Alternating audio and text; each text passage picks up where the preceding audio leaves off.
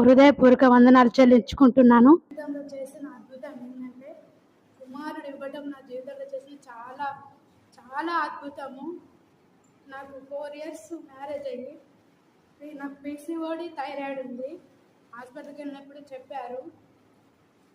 దానివల్ల అందరూ అని చెప్పేసి చాలామంది హేళన చేసి మాట్లాడారు. అయినా సరే అమ్మ వాళ్ళు 4 సంవత్సరాల నుంచి ఎంతోగా ప్రార్థన చేశారు నా కోసం. నువ్వేం భయపడద్దమ్మా, అని ఖచ్చితంగా గర్భఫలం అందుతుంది, నీ కుమారుడు కావాలన్నా కానీ కుమారుడే పుడతాడు, నువ్వేం భయపడద్దని చెప్పి ఎంతగానో నన్ను ప్రోత్సహించి ఆదరించి నన్ను మంచిగా ప్రేమించి ప్రేమతో మాట్లాడేవారు. ఆ మాటలు నాకు ఎంతో సంతోషాన్ని అనిపించేది.